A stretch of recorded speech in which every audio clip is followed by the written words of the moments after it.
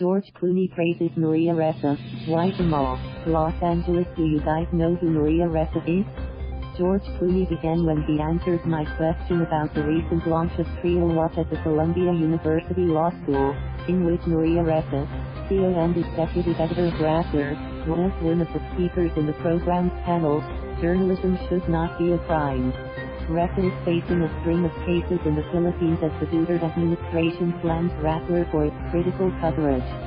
Ressa has since posted bail 8 times and has been arrested twice.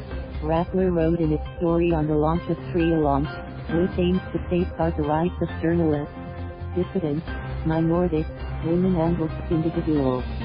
George was speaking to a group of journalists in Los Angeles, primarily to tout Louis Catch-22, the miniseries adaptation with Ricardo Rex and stars in, along with Christopher Abbott and Kyle Chandler. More about this show in a future column.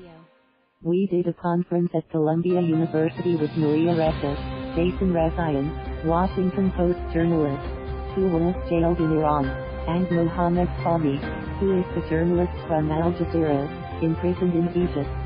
Continued George. He and his wife, lawyer Amal, co-head the Clooney Foundation for Justice, which launched Trial Watch, a program that will train and send monitors to observe legal proceedings in nations where human rights may be at risk, according to the foundation's website. Referring to Maria Ressa, Mohammed and Jason, the Oscar and Golden Globe winner said, "These are guys who all went to jail for doing their job, which is what you guys do." That is unfortunately happening more and more, not just going to jail, but also being killed. Maria Ressa is the greatest of them all right now because she keeps going back to the Philippines, risking not only jail time, but her life, in a real serious way. Rappler is a pretty amazing thing and she was doing everything live while we were there. She is that version of us at our best, holding truth to power. So she should be supported by all of us as loudly and as often as possible. On the origins of Trial Watch, which partners with the Office of the United Nations High Commissioner for Human Rights, the American Bar Association, Columbia Law School and Microsoft Corporation, George explained, Amal and I looked at what we could bring together to try and change things. Many governments are using the judicial system to commit crimes, basically, and they are using that and saying, okay, they're found guilty. And the judge isn't even a lawyer. That is exactly what happened. For Fahmy, the judge wore sunglasses at the trial and sat there in Egypt and he was called the executioner, or some stupid name like that. So, our version is to democratize trial watching by being able to deputize people to go in and record, either on an app which we have for whatever, what is going on. So that we can have translations, real-time information and ultimately try to build a justice index of 194 countries, and saying, here is where we stand. And that includes the United States, by the way. It's a long process and it is one that we are excited about. It fits in with the Sentry, an investigative team co-founded by George and John Prendergast, that follows the dirty money looted by the war criminals most responsible for Africa's deadliest conflict, according to the Clooney Foundation for Justice's website, that I work with, which is chasing warlords' money down, which is fun. You should see those days when I sit down with the head of a big bank and I say, here is our forensic accountant's evidence that these warlords or presidents of countries have embezzled millions and stuck it in your bank in a shell company. Then I can say, now, we are telling you what or who that is.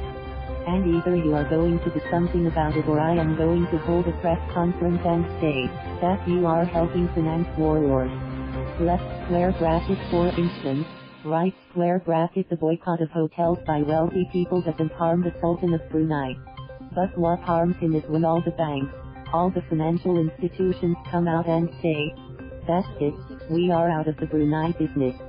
And then Sultan puts out a statement left square bracket that Brunei would not stone people convicted of gay sex, adultery or rape to death, and it would ratify the UN Convention against torture right square bracket.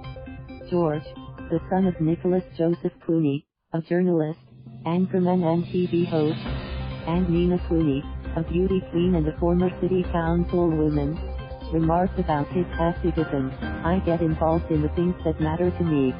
For the most part, it's hard to succeed, but it's certainly worth the effort. And to not try to do that is a crime. I had to work that hard on extremism in certain countries, George added. If you look at the United States, its history of handling the refugees, it's been very good sometimes and it's been very bad sometimes. This is a bad moment.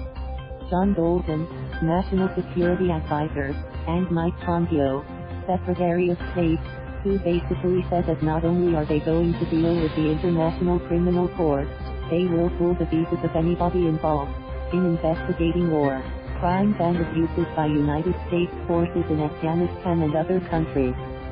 And that they will arrest the International Criminal Court personnel.